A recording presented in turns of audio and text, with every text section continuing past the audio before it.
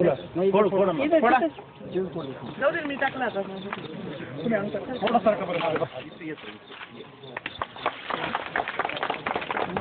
चला तुम्ही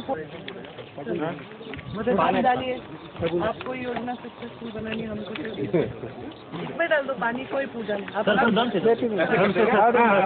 आणि भरपूर मुरलेला आहे आणि विहिरींना आणि बोरवेलला सुद्धा पाण्याच्या पातळीमध्ये वाढ झाली आहे. वॉटर टेबल जिल्ह्यातल्या या पावसामुळे आता वाढलेला आहे आणि आतापर्यंत बीड जिल्ह्यामध्ये मराठवाड्यामध्ये दुष्काळाचे सावट नेहमी असायचं आणि दुष्काळमुक्त महाराष्ट्र करण्यासाठी आम्ही जलयुक्त शिवार योजना केलेली आहे. तुमच्या शिवारात तुम्हाला हक्काचं शाश्वत शेतीसाठी पाणी आणि ते आम्हाला आता डोळ्यांनी दिसत आहे.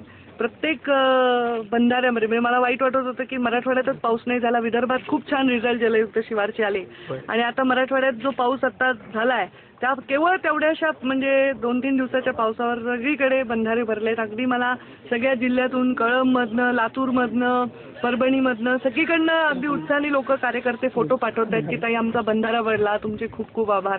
म्हणजे इतके वर्ष नुसते गाळ्यांनी भरलेले बंधारे होते. साधं आम्ही खोलीकरण केलं तर तिथे म्हणजे हजारो लिटर पाणी आता लोकांना त्याच्यात वापरायला मिळणार आहे आणि त्याचं पर्क्युलेशन जे होणार आहे ते जिरणार आहे जमिनीत, त्याचा प्रचंड मोठा फायदा होणार आहे. आता जर चांगला पाऊस पडला तर दुष्काळ पुसला जाईल. आपल्याला जो दुष्काळ जी आपण चर्चा करतोय ते पूर्ण पुसून जाईल आणि जर ही योजना अशी आम्ही 5 वर्ष राबवली तर मला वाटतं 2017 मध्ये दुष्काळमुक्त मराठवाडा बघायला मिळेल. पावसाची मात्र कृपा पाहिजे. Okay, thank you. थँक्यू.